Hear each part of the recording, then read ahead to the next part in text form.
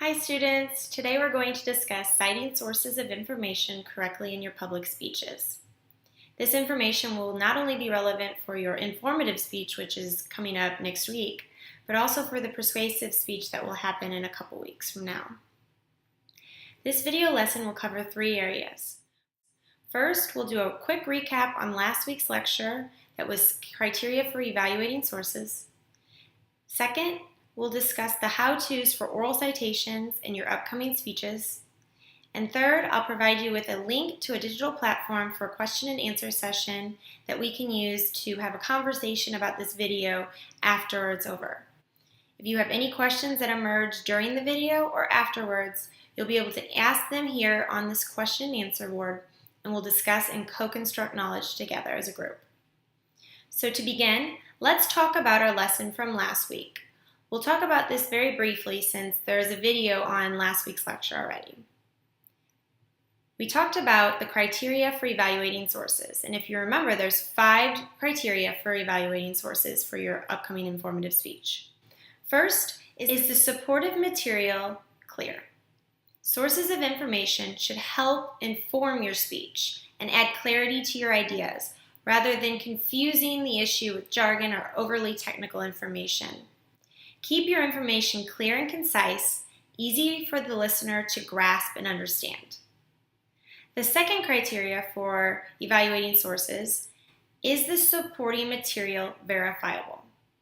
Your listeners should be able to verify the accuracy of your source, and they can do this by searching the internet for any information that you spoke about or going to the library and renting that book that you discussed in your speech. But information from a personal interview, let's say with your mom or your uncle, that's a little bit harder for them to grasp because it's not as easy for them to verify the conversation that you had. So remember this when you're deciding which supporting material is verifiable that you should be using in your speech. The third criteria for evaluating your sources is the source of supporting material competent. For all of your sources, you should be able to determine the qualifications. Is the source a person? And if so, what expertise do they have? Are they a doctor, a researcher, or an auto mechanic? Either way, how does their expertise match your topic? Does it add to your topic, or does it take away from your claim? Is the source an organization? And if so, how does the relationship with this organization relate to your topic? These are questions that you should ask before determining if these are sources that you want to include in your speech. The fourth criteria for evaluating sources is the source objective. All sources, even our trusted news sources, have some bias. So consider this when determining which sources speak to your topic and which take away from it. The fifth and final criteria for evaluating your source is the supporting material relevant. Load your speech with relevant information. We like to stick with the last 10 years. That way we know it's relevant and relatable to not only our topic, but our audience can understand it. Critical listeners will pay attention to information that adds to your argument and to your speech, and they'll take away these key points because they're relevant. Remember that as a speaker, it is your responsibility to evaluate all sources that you use for your speech.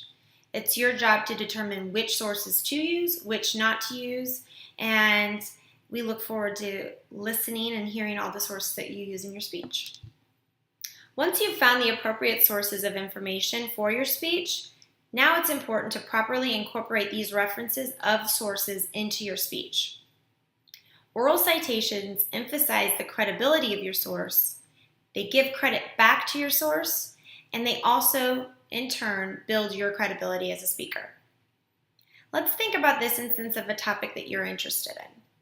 Maybe you're a big sports fan or you love gardening. Do you like to work on cars or do you prefer interior design? Maybe you're interested in organic foods or religion. Whatever it is that you enjoy, think about how you might discuss this topic with someone who doesn't know as much as you do. How would you include different sources? Which sources would you include? Which are the most relevant and the most up-to-date?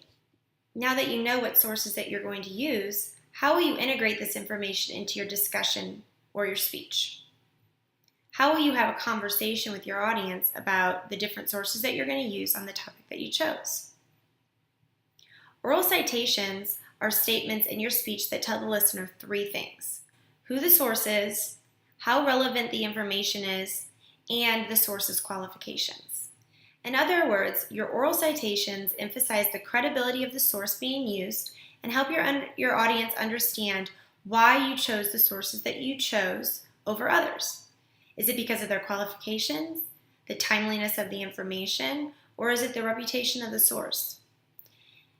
It is also important to think about your audience. Do they find particular characteristics more credible than others? Let's think about this in terms of an audience full of children. They may recognize the name Dr. Seuss over the name William Shakespeare. So if you had to choose between a quote from Dr. Seuss or from William Shakespeare, your audience of children will probably resonate most with the Dr. Seuss quote because they can relate to it. They know that name and they are excited to hear about it. Maybe you're speaking to a group of college baseball players about sportsmanship on the baseball field. If you discuss a quote from a famous baseball player or a famous coach who's maybe won a couple World Series, the audience may find this information easier to resonate with them compared to a similar quote from maybe a world-class fisherman who discusses sportsmanship. It's important to know your audience and find sources of information that they can relate to and ultimately will make not only the source more credible, but you more credible as a speaker. Now that we understand how to evaluate sources and why we use oral citations in our speeches, it's important to talk about the supporting material that you're going to gather in your data collection and how to use them in your speech. Supporting material is the information that you use from your credible sources that will validate your argument and clarify the points that you're speaking about. Supporting material can be in the form of readings, narratives, survey data or findings, testimonial evidence such as lay, expert, or celebrity, numbers and or statistics, analogies, and definitions. Your supporting material may be in the form of a direct quote that you give credit back to your source, or you could choose to paraphrase these findings into your own words, still giving credit back to the source. Either way, correctly including a proper oral citation along with the supporting material allows your audience to further verify the information as credible and sound. So I like to think about this idea in the form of an equation. We know that 1 + 1 = 2. So we're going to have our oral citation and we're going to add in the supporting material, and then we're going to have the proper way to cite information from a source in your speech. For the oral citation, we know that we need to say who the source is, how recent the information is, and when it was, what are the qualifications. So for our first example, we're going to talk about some supporting material from the American Red Cross website. Who is this source? It's the American Red Cross website. How recent is the information? It was published on February 9th, 2009. The source qualifications: a teacher at the Decatur Area Technical Academy in Decatur, Illinois.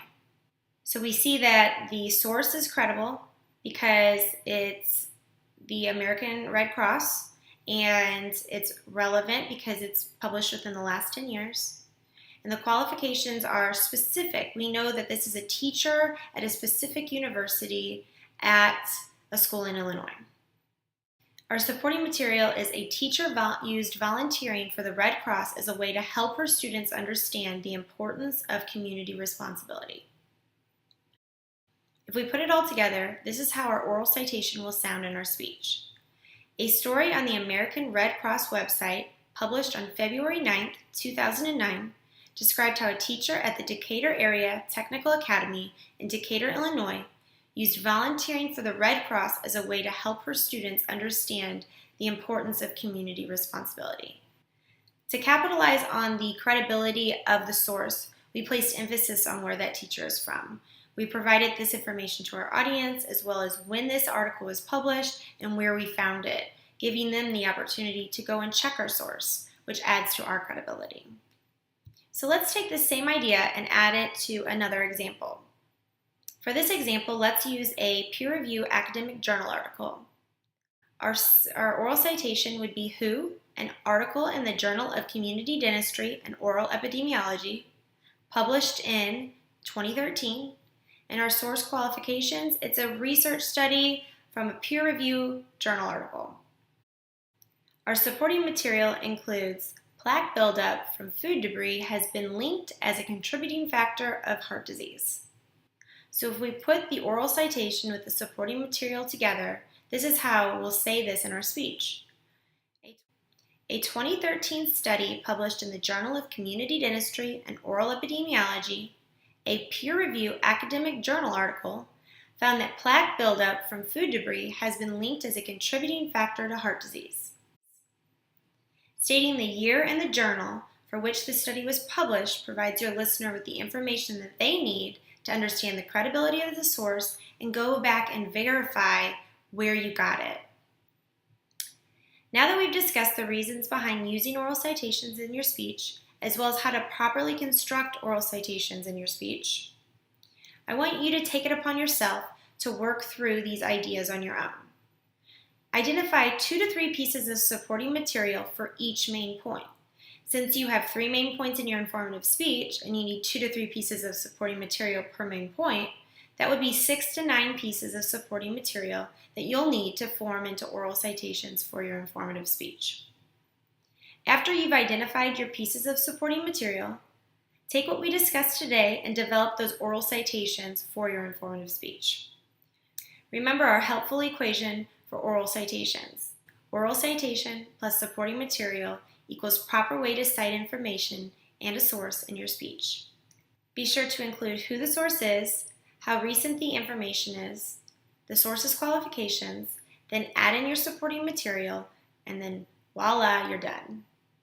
Now do that 6 to 9 times and you'll have all the information that you need for your informative speech in terms of supportive citations.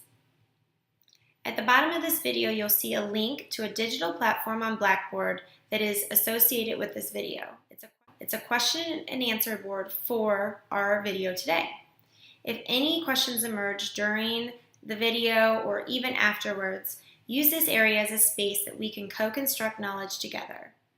I am a firm believer that if we work together as a group in the early stages of planning your speech, it will ultimately result in a better end product. So if you have any questions at all, please do not hesitate to post them on the board. I guarantee at least one other student has either the same or a similar question and hasn't posted it yet. And once you do and we have the conversation, it will help them in the end as well. So thank you in advance, and I look forward to continuing this conversation on our question and answer board.